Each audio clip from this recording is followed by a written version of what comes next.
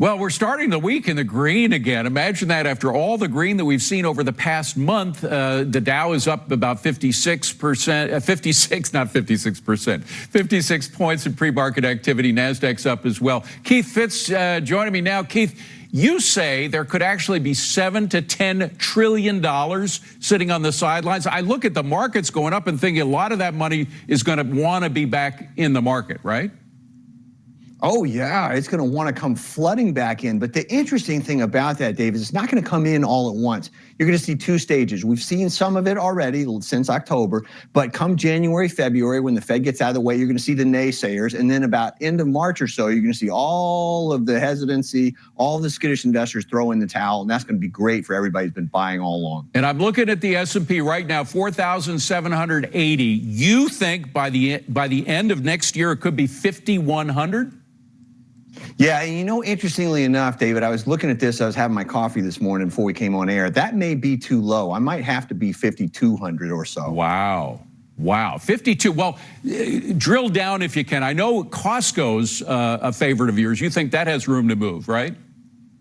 I do. I think that stock has not only room to move up, but I think that it's getting expensive enough that I've got to believe management is not only thinking about where it goes, but potentially splitting the stock. And that's going to bring, of course, more money running, just as they have more consumers coming into the store. But I see this as a case of the Fed and of psychology. When the Fed gets out of the way, the psychology will shift once and for all. Retail investors who've realized that they've listened to the doom and gloom narrative and made a huge mistake are going to come running in. Again, that's going to be great for everybody who has stayed in to win. I'm just wondering about sectors, though. Do you think that retail is going to be even stronger than it was in 2023?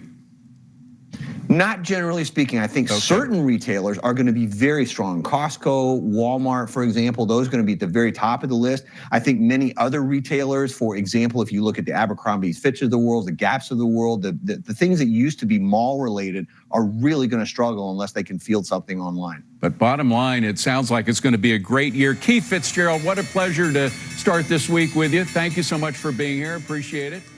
And as you can hear... Hi, it's Keith here. Thanks for checking out today's highlight clip. What'd you think? Did I make sense? Is there something you'd like to add? Make sure you leave a comment down below, and of course, click subscribe to keep up right here on YouTube, or sign up for the email newsletter at the link below. You can also find me on Twitter and Instagram for my real-time thoughts on markets, analysis, and a whole lot more.